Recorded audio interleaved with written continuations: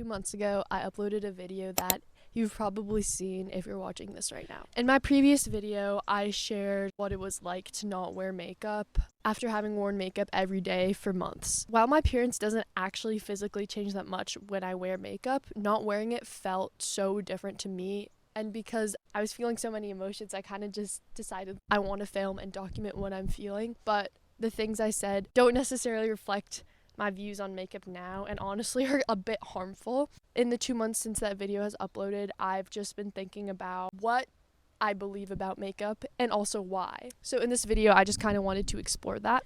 When I uploaded that video, I assumed that it would get no more than 100 views. Nothing could have prepared me for the over 100,000 views that video now has. I want to thank everyone who watched that video and left such kind comments. I think there are like 600 comments on that video, and I've read every single one, and I've read all of your perspectives, and I find them so interesting, and those are also things that kind of went into my reflection. I want to talk about the first thing I said in that video that I just immediately am disagreeing with now, which is I said, it's not that deep. And honestly, I'm a bit of an overthinker, and I actually think that everything is that deep. Obviously, you don't need to always analyze every single aspect of your life, and you don't always have to pay attention to the deep meaning of everything, but ultimately, I think everything is that deep. And as I have found out, and as you will soon find out from watching this video, the question of to wear or not to wear makeup is that deep. When I was making that video, and in preparation for this video, I felt torn between two sides. One side acknowledged the reality of pretty privilege and that wearing makeup was a way to work within a digital society that overemphasizes appearance, and the other side felt that wearing makeup was deceitful, in some way anti-feminist. However, I've come to realize that the latter is a flawed perspective that I developed after years of conditioning. And I just think it's quite frankly an outdated perspective, which actually can be traced back to ancient Greece.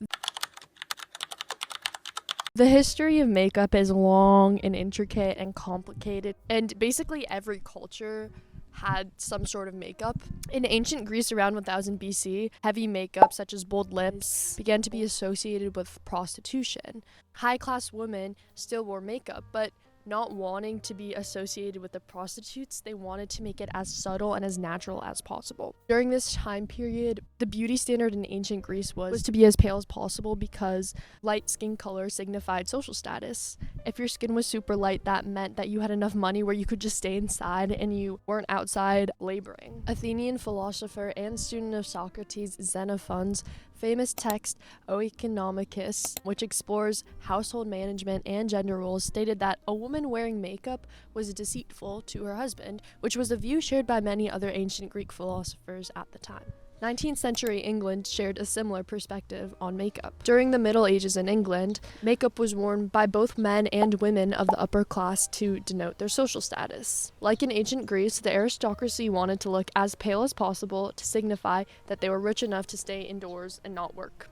However, the role of makeup began to change. In the mid-19th century, Queen Victoria deemed makeup vulgar, only fitting for actresses and prostitutes. This was a view that was also shared by priests because they believed that you are a work of God, and to wear makeup was to alter that vision, and therefore it was sinful. Application of religion to makeup to declare it as sin, and also this proclamation by Queen Victoria led to makeup basically being abandoned by the end of the 19th century. It was completely abandoned by men, and women only partook in the most natural and subtle applications. Now, as I was researching how makeup has changed and evolved over time throughout history, an interesting pattern was arising. What do both ancient Greece and medieval England have in common? They were both societies that heavily oppressed women. While single and widowed women had property rights in England, once they were married, the husband gained control of her land and began to represent her interests. In ancient Greece, women had virtually no legal, political, or economic rights. They could not vote, they were excluded from public life, and they required a male guardian to conduct almost all legal and civic transactions. It seems like society's view on makeup, and especially their view of makeup being negative and deceitful and sinful, has a correlation with that society's oppression of women. So let's compare ancient Greece and medieval Europe with ancient Egypt, where the earliest known forms of makeup were used by both men and women. Makeup had aesthetic, medicinal, and religious value, and was not really supposed to appear natural. Makeup took the form of coal, which was made out of lead sulfite, and it was applied beneath the eyes. Along with improving the contrast of one's face, which I'm sure the ancient Egyptians were not directly trying to do, it protected the eyes from sunlight, and it acted as a barrier for dust and bacteria and stopped those things from entering the eyes. In ancient Egypt, religion was the central factor in people's lives, and it was believed that the goal of their life on earth was to prepare for the eternal afterlife. Maintaining their appearance through makeup and also extensive hygiene, they believed that this cleanliness and hygiene was essential for their time in the afterlife. Not surprisingly, women in ancient Egyptian society shared similar power to men. Central to ancient Egyptian life was the concept of mat. I don't know if I'm saying that right, but it emphasized the importance of truth, justice, and balance. Although ancient Egyptian society was still a patriarchy and women had their primary responsibility in domestic spheres, women still had legal autonomy. They could own and manage property independent of men, they were equal in court, and they could initiate both marriage and divorce. In ancient Greece and medieval Europe, women did not have these rights. If my theory that a society's view of makeup reflects their treatment of women, what does that say about the United States? We live in a society where we seemingly have a choice as to how we can express ourselves, yet we are criticized for playing too much into the beauty standard or for straying too far from it. We have the opportunity to receive education just how men can and hold the same jobs, but in just the past 5 years, our bodies have become politicized. While makeup did not symbolize femininity in every culture or society that it existed in, it almost always signified social class, even if it also signified femininity. In ancient Egypt, although all classes wore some sort of makeup, the rich could afford to buy fragrances and minerals that were not naturally found in ancient Egypt, so the poor often had to make their own cosmetics that had questionable ingredients in them. It is clear that throughout history, makeup and cosmetics were not always ways for women to appeal to men. In the case of England and Greece, obviously, I think the women that looked the palest were definitely the ones that were most sought after, but it was more so a way to show that a woman was wealthy. And ultimately, if we're going back to, humans' evolution and what our biological purpose is, which is to reproduce, it signaled, according to the standards of the time, that woman would sire you healthy offspring. So back to the video that I made, I basically was like, when I wear makeup, I feel like I am lying to myself and to other people. Another kind of downside of makeup that I always feel like is I feel like I'm lying. That I feel like I'm faking, because I feel like I've gotten to the point where if I don't wear makeup, I'm gonna look very different. But now I'm still feeling this kind of guilt almost for wearing makeup. Is me putting on makeup a disservice to myself? That's the question. But I think that goes against something that I believe about makeup, which is that it is not worn for men. And in order for something to be deceitful, there needs to be a target of the deception. So when we say that makeup is deceitful, we assume that the makeup is being worn for someone, for men, when that is really just not the case. There might be some people that get angered by what I just said and are rushing to the comments to write that I would be upset if I was talking to a man and suddenly they looked different than I thought they did. And to that, I would first ask, how is makeup different from other beauty enhancements done by both genders? Nothing about makeup is inherently deceitful. Like many have said in the comment section of my previous video, makeup can only enhance what is already there. And here I'm talking about makeup that the average person wears. Yes, if someone is intentionally falsifying their appearance and catfishing to get something. Because I think there are also cases where you can wear makeup that doesn't really look like you, and that's completely fine because you're not intentionally trying to lie to someone. And if someone feels lied to because you look different, that's a conversation for you guys to have. That's not that specific case should not be something that is applied to every single woman or every single person. I think makeup at its core is just an accessory.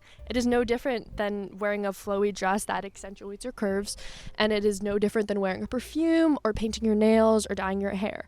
Of course, you don't actually smell like a meadow, and of course, your nails are not actually red, and we recognize that, and it's fine. But then when we have makeup, it's suddenly an issue. Oh, you don't actually look like that. Okay. Yes, my eyelids aren't naturally glittery, and yeah, my lips aren't like glossy and have sparkles in them. Duh. It's just fashion. Yes, that dress isn't part of your body. You know what I mean? Like, I just feel like we are so specific with what we choose to criticize. And I think that we criticize makeup now because it's something that mainly women do. A lot of the times I see videos of people saying like it's impossible for a woman to wear makeup for herself because it improves your appearance for men. I think this is a really outdated perspective. It assumes like heteronormativity and the fact that, like I said before, makeup is just it's just an accessory. I think second wave feminism definitely spread this idea that makeup is in some way contributing to your own oppression. So let's take prominent second wave feminist Simone de Beauvoir. In her famous book, The Second Sex, she states, quote, "When a woman has accepted her vocation as a sexual object, she enjoys adorning herself." Many other feminists shared this viewpoint that wearing makeup was a form of subjugation and oppression. They believed that women only wore makeup or adorned themselves in fancy clothes and jewelry because of societal pressure. When trying to examine makeup through a feminist lens, it often seems paradoxical. But it is only our modern understanding of makeup that creates this paradox. This viewpoint that we cannot wear makeup for ourselves fails to recognize that makeup came to be the way we know it now because it was a challenge. I think makeup as we know it now can be traced back to the early 20th century. This women's suffrage movement was gaining steam with the 19th Amendment passing in 1920. Along with women gaining civil rights, they also began to challenge their traditional gender roles that existed since the Victorian era. The First World War saw women begin to enter the workforce, and with newfound financial independence, women began to challenge their roles. The flapper movement emerged, and it directly challenged the Victorian gender roles. Women wore heavy makeup, often modeled after movie stars such as Clara Bow, drank alcohol, smoked, and treated sex in a casual manner that challenged social norms. Their changes in style were signs of deeper changes in the American feminine ideal. However, the role of makeup changed again during the Second World War. As men left for war and women began to take up jobs in factories, makeup became a way for women to reconnect with their femininity and gender role that society had given them. As women began to earn wages and gain purchasing power, makeup sales skyrocketed. Government issued posters depicted female nurses and factory workers in red lipstick and eye makeup. The federal government even rescinded its wartime rationing restrictions on the cosmetic industry to encourage the use of makeup. After the war, makeup became the norm. There was a $1 million industry with a new, young, and impressionable consumer base. Makeup became something that many women felt like they had to wear. I used to think if we did not exist in a patriarchal society that has oppressed women throughout history, makeup would not exist. I don't know if we'd have makeup if we weren't in a patriarchal society where, again, women's role in this said society is to be an accessory to men. But I'd like to argue against that. Throughout history, time and time again, makeup emerges as an indicator of social class, of wealth. Perhaps if we didn't live in a capitalist society divided by class, makeup wouldn't exist. But it has existed outside of gender roles for the majority of history, and while in the past century it has become synonymous with femininity, to where it does not mean you're objectifying yourself.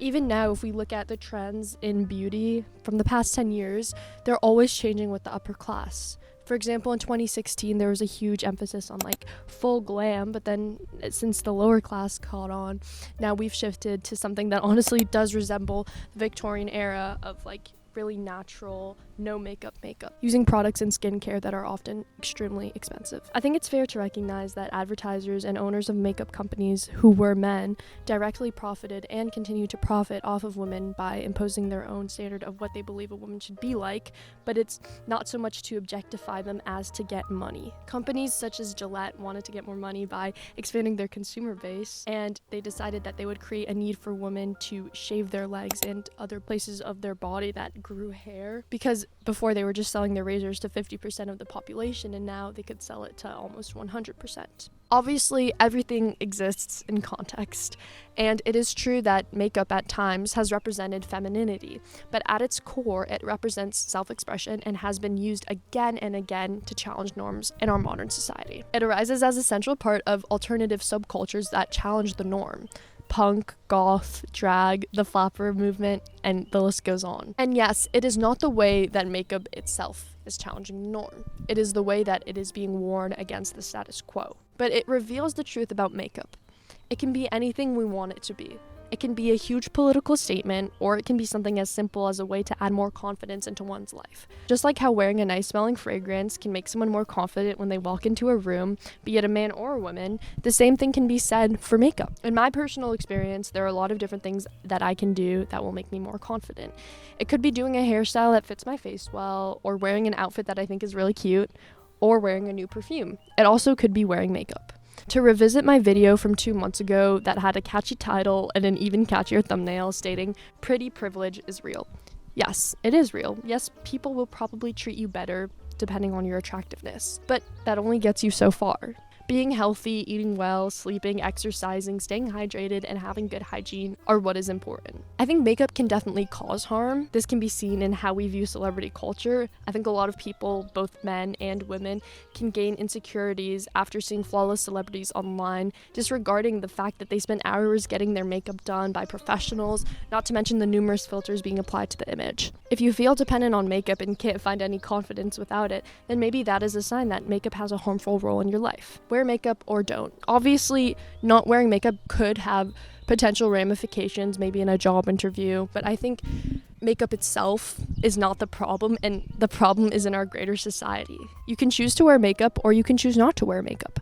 Choosing to wear makeup doesn't make you any less of a feminist or mean you are somehow aiding your own oppression, and not wearing makeup doesn't make you better than everyone else. True feminism should allow women to express themselves and empower themselves however they want to by being comfortable in their own body. It sucks that we live in a society that rewards a certain look while also shunning women for it. Like, it's crazy how we see time and time again that better looking people in general can, they get more opportunities, but then at the same time, we have this whole rhetoric of like, I want a natural person, and like, wearing makeup is lying, which I literally said myself, but I just wanted to come on here and talk about how my views have changed and try to, offer a different perspective.